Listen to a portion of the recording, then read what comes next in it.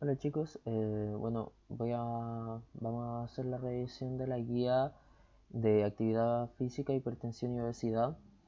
Primero que todo, me gustaría hacer un fe de ratas en relación a la guía pasada, ya que yo en una parte mencioné que el grupo eh, que tenía mayor preferencia por los alimentos transgénicos era el grupo de los grupos más de menores ingresos. Sin embargo, echando una releída, me di cuenta que no, que era el grupo de que era el grupo segundo el que tenía mayor rechazo por los alimentos transgénicos. Por lo tanto, ahí hay un pequeño error en la guía. ¿Ya?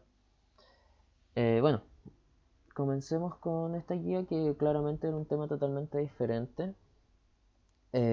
Trataba acerca de uno de los problemas que afecta a nuestra población eh, de una manera bastante amplia, bastante generalizada en nuestra población, que es todo el tema de cierto el sobrepeso, obesidad los factores que también traen esta enfermedad. Personalmente, y lo que me gustaría es que nosotros lo veamos desde un punto de vista científico. Sin embargo, claramente yo sigo los lineamientos que va presentando el Estado, aunque probablemente hayan también algunas modificaciones un poco más adelante, debido a que me parece que son un poco eh, carentes de la profundidad que debería tener un curso científico como tal. ¿Ya? Esto era el análisis de unos gráficos más que nada, por lo tanto las respuestas tampoco eran demasiado grandes, demasiado amplias. Se buscaban respuestas cortas sacadas desde la bibliografía que yo les envié. Bueno, la primera pregunta decía qué grupo etario presenta mayor y menor actividad física. ¿Cuáles podrían ser las razones de esto?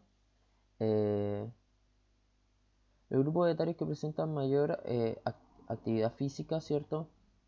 Los podemos ver son los de 30 a 39 años, ¿cierto? Aquí es donde tenemos la mayor tasa de actividad con un 43.2%. También, claramente, tenemos el 42,6% de los de 18 y 29 años. Entonces, los grupos etarios más, eh, más jóvenes son los que presentan mayor cantidad de actividad física.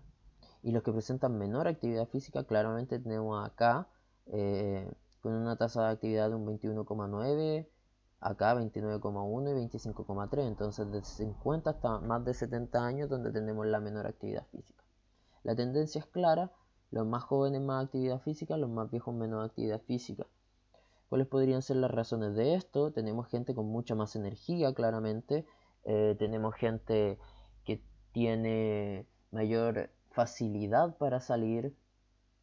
Tenemos gente que socialmente es más activa, ¿cierto? Hay círculos sociales eh, más activos entre estas personas, hay amigos, hay grupos de trabajo, etcétera, etcétera. Acá, ¿cierto? Normalmente también vamos a encontrar, especialmente en la población más anciana, enfermedades que le impiden salir a hacer ejercicio y cosas por el estilo. Entonces, también hay cansancio de los trabajos, etcétera, etcétera. Entonces, los estilos de vida son una de las razones principales que nos generan esto.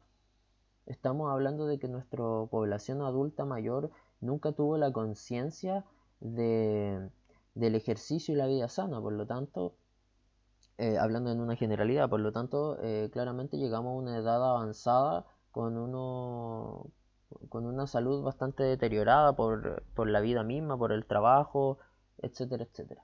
Entonces ahí podemos tener las razones. ¿Cuál es la razón que explica el aumento de personas inactivas en la población chilena? Eh, Según cierto, a eso lo encontrábamos en la bibliografía, en la encuesta.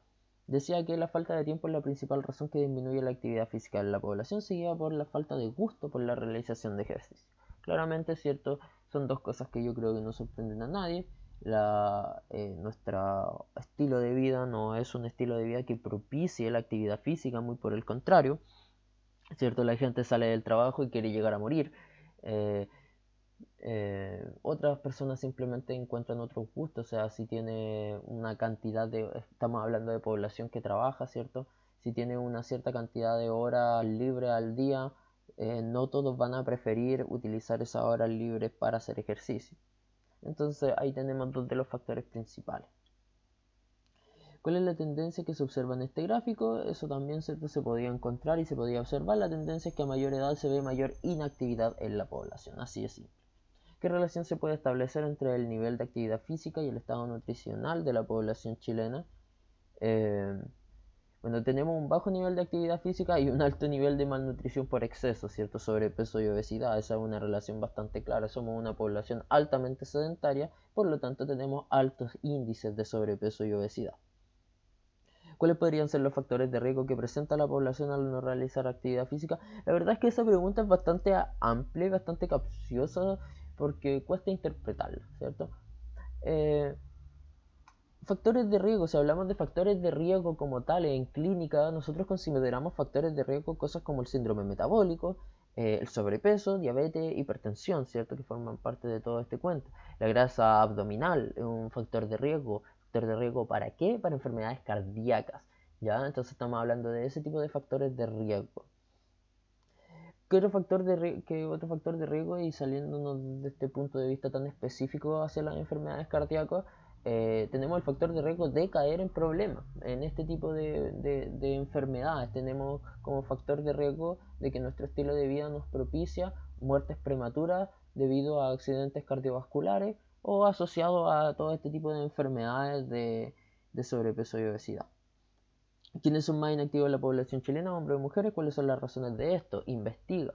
Ojalá que ustedes hayan investigado un poco más, pero lo que se podía ver a simple vista, ¿cierto?, era que las mujeres son las más inactivas, y esto se debe principalmente, ¿cierto?, a que cumplen con el rol de madre. Estamos tomando en cuenta que esta encuesta se hizo a mayores de 18 años, ¿ya? Entonces, eso es una de las principales causas. ¿Cómo se dice? El rol social que cumplen las mujeres tal vez les impide ser tan activas como a los hombres, que se encuentran con mayor libertad o con menor grado de responsabilidades, tal vez, si se quiere decir, ¿ya? Eso sería por el lado, ¿cierto?, de la actividad física. Luego nos presentaba este gráfico, ¿cierto?, con esta circulitos marcados, y nos dice cuáles son las razones que explican el aumento de personas con obesidad en la población chilena. Bueno, las razones son varias, ¿cierto? Malos hábitos de alimentación, y tenemos el trabajo que impide un gran porcentaje, ¿cierto? El tiempo, la falta de tiempo. ¿Por qué? Por trabajo, ¿cierto? Obviamente esa falta de tiempo lleva a una falta de actividad física, lo que conduce, ¿cierto?, a un aumento en los índices de obesidad, ¿sí? Y claramente que también hay malas políticas públicas respecto al tratamiento de este tipo de cosas. O sea, claramente una política pública efectiva impediría el aumento de la población con obesidad, sin embargo no lo tenemos, y por lo tanto eso se ve reflejado. O sea, si tenemos una población ignorante, y aquí quiero ser súper claro en esto, si tenemos una población ignorante que no entiende los riesgos que conlleva tener sobrepeso y obesidad, si consideramos que culturalmente es normal tener sobrepeso u obesidad, claramente nunca le vamos a tomar el peso. Ya tenemos que entender que estas son obesidades y no estamos hablando desde un punto de vista estético, sino que todo se relaciona a la salud de la persona. Sí, y aquí tenemos un montón de cosas que pueden confluir en lo mismo. O sea, tenemos qué comida es más barata, la saludable o la chatarra. ¿Qué es más fácil comer, algo saludable o chatarra, etcétera, etcétera? Entonces hay factores sociales, hay factores eh, hormonales, etcétera, etcétera. Hay un sinnúmero de factores que van a propiciar que se aumente la obesidad, pero principalmente, ¿cierto?, son las malas políticas públicas que hemos tenido, y que han llevado justamente a eso. O sea, si ustedes se dan cuenta, y esto es una cosa que yo suelo comentar, nosotros somos una copia de la sociedad estadounidense, y lo vemos en todos los sentidos. O sea, la sociedad estadounidense es una sociedad altamente ignorante, más allá de sus académicos, que pueden ser muy brillantes, pero la población en general es bastante ignorante, y se ve reflejado justamente en los altos índices de sobrepeso y obesidad, y en un sinnúmero de situaciones más. Vemos también cómo en la actualidad se disparan los casos de coronavirus por el no respeto de la cuarentena, y vemos exactamente lo mismo en Chile. Entonces podemos hacer un símil entre estos dos tipos de sociedades, y podemos encontrar exactamente los mismos factores que influencian, ¿cierto?, la mala salud pública.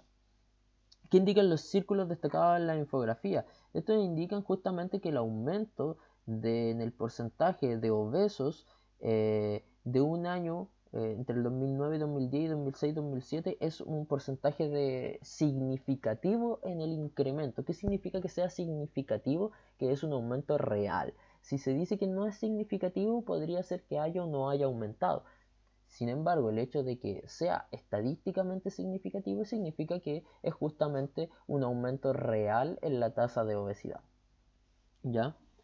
¿Qué relación se puede establecer entre el aumento de obesidad y la actividad física en la población chilena? Que es básicamente la misma pregunta que estaba antes, ¿cierto? Que nos dice que si bien se ha visto, y si ustedes se meten en la encuesta, se ha visto un aumento en la población activa chilena de un año a otro. Sin embargo, ese aumento en la actividad física no es comparable con el aumento, ¿cierto?, de las tasas de obesidad que hay en nuestro país. Entonces, es un aumento, si bien hay un aumento en la actividad, también hay un aumento en la obesidad, y esto es debido a que esta actividad pareciera ser insuficiente, y probablemente es porque los hábitos de alimentación no estén acompañando a la actividad física. O sea, hacemos ejercicio, pero luego nos vamos a comer un churrasco italiano. Entonces eso, cierto, no ayuda específicamente a la disminución del peso.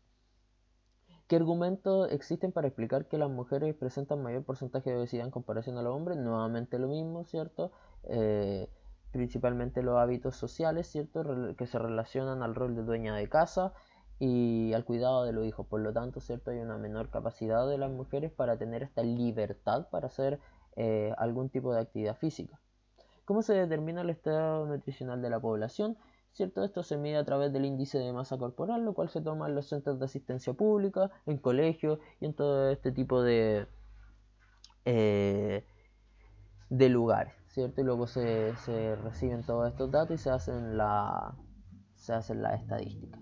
¿Cómo podríamos colaborar en que el estado nutricional de la población mejore? Es súper simple, educación. Yo me educo al resto, ¿cierto? Hablo acerca de lo peligroso que son los malos hábitos alimenticios, modifico, ¿cierto?, mis conductas para predicar con el ejemplo, ¿cierto?, y ayudar a mis pares o a mis padres o a cualquier otra persona.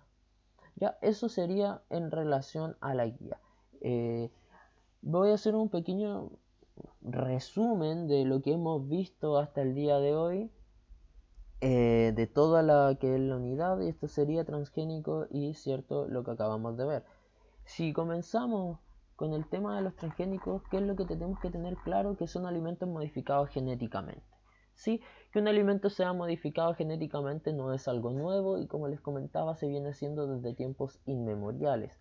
La selección de ciertas semillas, cierto técnicas que permiten la combinación de plantas, etcétera, etcétera. Pero cuando hablamos de transgénico, hablamos de técnicas de biología molecular que se aplican, ¿cierto?, a la modificación genética de los alimentos. Vimos, ¿cierto?, trabajamos en base a ciertas preguntas, también a una guía en la cual la idea era conocer qué es lo que prefiere la población respecto a los alimentos transgénicos, y vemos que hay una gran parte de rechazo, y de acuerdo a las respuestas que ustedes me enviaron también, ¿cierto?, se sigue viendo ese temor hacia los transgénicos. Entonces una pregunta que deberíamos hacernos: ¿por qué se les tiene miedo? Muchos me dijeron que, o muchos dicen o argumentan que es porque no son naturales. Entonces mi pregunta es: ¿qué diferencia puede haber entre dos moléculas, una sintetizada por una planta y la otra sintetizada en un laboratorio? La respuesta es ninguna. Nosotros, ¿cierto?, no somos, el vitalismo, chicos, no existe. No existe una diferencia entre una molécula creada por un organismo vivo y unas idénticas sintetizadas en un laboratorio. Simplemente no hay diferencia ninguna. Si es que, obviamente, está bien sintetizada, o si es que el procedimiento está bien hecho. Y yo creo que ahí es donde vienen los verdaderos temores, tal vez en no creer en la capacidad de la transformación que se pueda llevar a cabo. Obviamente, para que un alimento pueda salir al mercado, esto debe ser probado, reprobado y ultraprobado. Por lo tanto, los alimentos transgénicos no presentan un riesgo en su consumo. No les va a dar cáncer por comer una palta transgénica o un tomate transgénico. No va a generar no va a generar, perdón, ningún daño a su salud. ¿Dónde estaba el problema entonces? Y era lo que les comentaba, en los herbicidas que se usan en los cultivos transgénicos. ¿Cierto? Hablábamos específicamente del glifosato, que es una molécula que es un herbicida que se utiliza ampliamente y es el más usado en todos los cultivos transgénicos. ¿Por qué? Porque tiene la capacidad de matarlo todo, ¿sí? Pero se modifican los alimentos para que puedan aguantar eh, el glifosato, ¿cierto? Para que las plantas no mueran y sino que mueran solamente el resto de, de cultivos que son indeseados, ¿sí? Las hierbas, etcétera, etcétera. Entonces ahí es donde teníamos el asunto realmente, cuál es el problema, si es el alimento transgénico o el herbicida, ¿ya? Y el glifosato, si bien hay un montón de estudios que dicen que es cancerígeno, hay otro montón de estudios que dicen que no lo son y la OMS dijo, bueno, voy a partir a la mitad del cuento y lo voy a considerar potencialmente cancerígeno, ¿ya? Entonces ahí es donde tenemos, ¿cierto?, la piedra de tope y la disyuntiva real en los transgénicos. ¿Cómo se crea un alimento transgénico? Vimos dos técnicas, una por la pistola de genes y la otra por las agrobacterias. La pistola de genes básicamente lo que hace es que se dispara a través de una presión, ¿cierto? Y en un bombardeo de partículas de oro, un montón de genes que van, que rompen, ¿cierto? Dentro de la célula del cultivo celular y que se espera que lleguen al núcleo. Si bien es un método que se puede aplicar en todas las plantas, es un método de baja efectividad debido a que justamente simplemente se dispara. Por otro lado, la agrobacteria es un método mucho más efectivo donde uno se asegura que estas bacterias que llevan insertado el gen van a depositar el gen sobre las células vegetales. ¿Cuál es el problema? Que las agrobacterias no son capaces de afectar a cualquier cultivo, a cualquier tipo de cultivo de planta. ¿Ya? Entonces ahí tenemos pros y contras para las dos técnicas que se utilizan para la creación de alimentos transgénicos. Por último, en lo que acabamos de ver, ¿cierto? Vemos que la población chilena, o pasando al tema de obesidad, hipertensión, etcétera, etcétera, vemos que la población chilena, ¿cierto?, es una población altamente sedentaria con altos índices de sobrepeso y obesidad. Entonces nuestra pregunta es qué es lo que eso trae, ¿cierto?, como consecuencias para el riesgo de la salud, ¿cierto?, de la salud pública, de la salud social de las personas. Eso es lo que vamos a ver más adelante, y lo vamos a dejar hasta aquí ahora, ¿ya? Cualquier duda, pregunta, me pueden hacer llegar correo, me pueden hablar a través de las redes sociales. Yo me creo un Instagram solamente, ¿cierto?, para hablar de asuntos académicos. Ahí voy a tratar de ir subiendo ciertas cosas y espero que hagan llegar también sus consultas a ese Instagram, que es profe.angelc. Eso, chicos, saludos.